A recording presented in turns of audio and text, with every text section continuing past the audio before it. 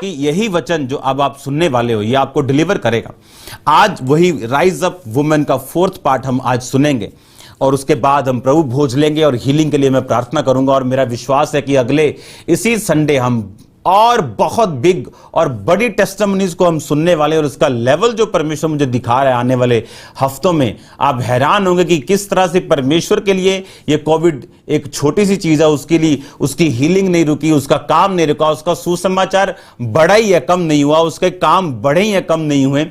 ये एक clear sign है कि शैतान जो भी मर्जी कर ले लेकिन हमेशा डिफीट उसी की है। उस पहला मुक्का उसका हो सकता है लेकिन आखिरी हंसी आप हंसने वाले हैं। जब भी आप स्पिरिचुअल काम करते हैं वो आपके खिलाफ खड़ा होता है, जब भी आप कोई परमेश्वर का काम करेंगे वो आपके खिलाफ खड़ा होता है। लेकिन याद रखो आखिरी हंसी आप हंसने वाले हैं, वो जीत आपकी होने वाली यीशु मसीह के नाम में। आज मेरा ये बिलीव है कि जो वर्ड मैं आपको दूंगा ये परमेश्वर ने मुझे आपके लिए दिए हैं, और मुझे मालूम है परमेश्वर का, मैंने आपको प्लान बताया कि आने वाले दिनों में परमेश्वर की क्या इच्छा है, वो किस तरह से बहनों को इस्तेमाल करना चाहता है, किस तरह से परमेश्वर बहनों को ऊंचा करना चाहता है, किस तरह से परमेश्वर उनके जीवन पे जो कर्स जो चले आ रहे थे, जो मसीह यीशु में टूटते हैं, अगर उन कर्सेस के बारे में वो जान जाएं, और बाइबल कहती उसी जीसस पे वो विश्वास करें जो उनके लिए मारा गया, गाड़ा गया और तीसरे दिन मुर्दों में से जी उठ के, जिसने मरियम को बोला जाओ और मेरे भाइयों को बताओ मैं जी उठा हूं, और उसको एक मैंडेट दिया कि तू जा और अब तू प्रचार कर और बता कि मैं जी उठा हूं। और बाइबल कहती पहला सुसमाचार जो प्रचारक थी वो एक औरत बनी। इस दुनिया की जो सबसे बड़ी चर्च है साउथ कोरिया में, उसके जो मेन पास्टर है, उसको बचाने वाली जो एक शख्स है वो एक औरत थी।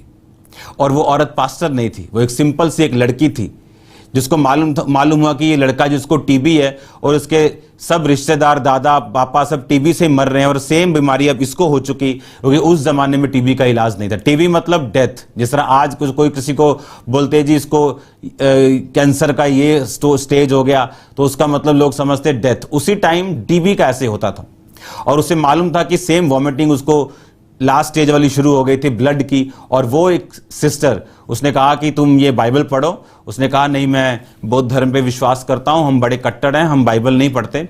उसने कहा इसमें किसी धर्म का जिक्र नहीं, तो सिर्फ बाइबल पढ़। और उसने साफ मना कर दिया कि मैं मर जाऊंगा लेकिन बाइबल नहीं पढ़ूंगा।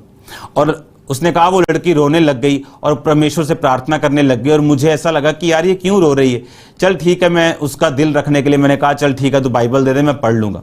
और वो लड़की चली गई खुश होकर कि ठीक है, इसने बाइबल रख ली। और उसने कहा जब मैं बाइबल पढ़ रहा था तो वो वचन नहीं थे जो मैं पढ़ रहा था, वो परमेश्वर मुझसे बात करके मुझे हील कर रहा था। कहता जैसे जैसे मैंने वचन को पढ़ना शुरू किया परमेश्वर की हीलिंग उसके अंदर आई, और 6 महीने के अंदर वो हील हुआ। उसके बाद परमेश्वर ने उसको सेवकाई के लिए चुना, और आज वो सबसे बड़ी चर्च का सीनियर पास्टर आज भी जिंदा है। काफ़ी बुजुर्ग हो चुके हैं आज, लेकिन वो पास्टर प्रीच नहीं करते, लेकिन उनके आगे बहुत सारे लोग जो अब प्रीचिंग करते हैं। और उसको बचाने वाला भी कौन था? एक सिस्टर। और वो बहुत बड़ी सुसमाचार प्रचारिका नहीं थी, एक सिंपल सी विश्वासी थी। याद रखो, बड़े काम करने के लिए परमेश्वर ने आपको चुना। किस तरह से अगर हस्बैंड भी इस बात को सुने, आदमी भी इस बात को सुने, अगर आप अपने घर में अपनी औरत की स्पिरिचुअल लाइफ, उसकी लाइफ का ध्यान नहीं रखते तो आप 50% कमजोर हो जाएंगे। परमेश्वर ने आदम को हवा दी, यानी औरत दी। अब आदम की यह जिम्मेवारी थी कि वो उसकी केयर करे, वो उसका ध्यान रखे, और खुद परमेश्वर के साथ सहभागिता बना के रखे, और परमेश्वर के साथ सहभागिता औरत की भी सहायता करे कि वो भी परमेश्वर के साथ अपनी सहभागिता को बना के रखें। याद रखो, अगर आज आप ये वचन सुनती हैं ध्यान से, मैं आपको टेस्टिमनीज देना चाहता हूं आज। अगर एक घर में औरत आलसी है, उस घर का कुछ नहीं हो सकता, उस घर से गरीबी कभी खत्म नहीं हो सकती, चाहे वो बंदा जितना मर्जी कमाए। बाइबल क्या कहती है? मैं आपको एक स्टोरी बताता हूं। जितने भी इस टाइम इस दुनिया में अमीर लोग हैं, अगर आप उनकी स्टोरी को पढ़ें, आप फेसबुक को पढ़ें। क्यों बनाई गई फेसबुक? फेसबुक से पहले ईमेल्स होती थी।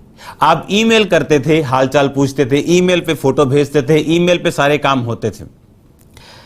लेकिन एक ऐसी जरूरत थी कि जहां पे लोग अपनी सोशल लाइफ को शेयर कर सकें, कुछ लोगों को बता सकें, गाइड कर सकें। एक प्लेटफॉर्म नहीं था कि जहां पे हम मालूम कर सके कि ये ओरिजिनल इंसान है, ये वही है। फेसबुक बनी जहां पे फेस आता था, जहां पे आप सोशल अपनी चीजों को शेयर कर सकते थे।